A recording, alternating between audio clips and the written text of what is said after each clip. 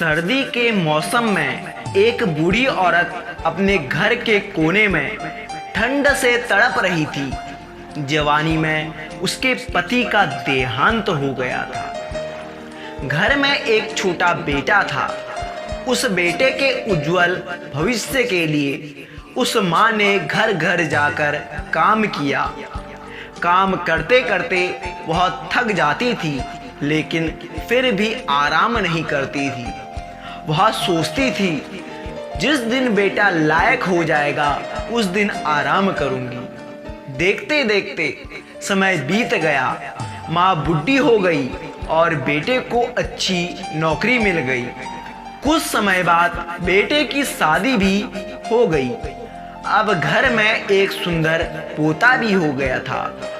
अब बूढ़ी माँ खुश थी कि बेटा लायक हो गया, लेकिन ये क्या, बेटे और बहू के पास माँ से बात करने का वक्त ही नहीं था।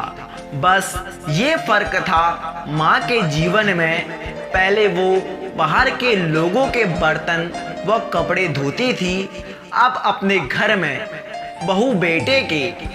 फिर भी खुश थी क्योंकि औलाद उसकी थी।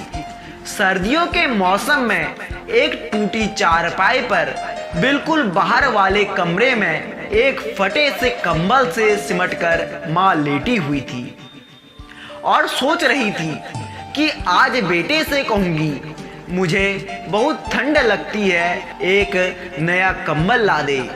शाम को बेटा घर आया तो माँ ने बोला, बेटा मैं बहुत बूढ़ी हो गई हूँ, मेरे शरीर में जान नहीं है, ठंड सहन नहीं होती, मुझे नया कंबल ला दे। तभी बेटा गुस्से से बोला, इस महीने घर के राशन और बच्चे के एडमिशन में बहुत खर्चा हो गया है।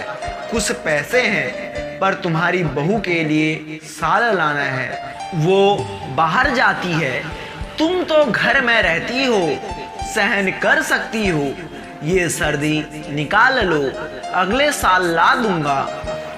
बेटे की बात मानकर माँ चुपचाप सिमट कर कंबल में सो गई।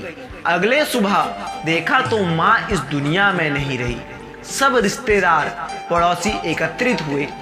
बेटे ने माँ की अंतिम यात्रा में कोई कमी नहीं छोड़ी। माँ की बहुत अच्छी अर्थी सजाई थी। बहुत महंगा साल माँ को उड़ाया गया था। सारी दुनिया अंतिम संस्कार देखकर कह रही थी, हमको भी हर जन्म में भगवान ऐसा ही बेटा दे। मगर उन लोगों को क्या पता था, मरने के बाद भी एक माँ तड़प रही थी और मरने से पहले भी वो माँ तड़प रही थी कि बेटा ने एक कंबल उसे जिंदा रहते हुए नहीं दिया।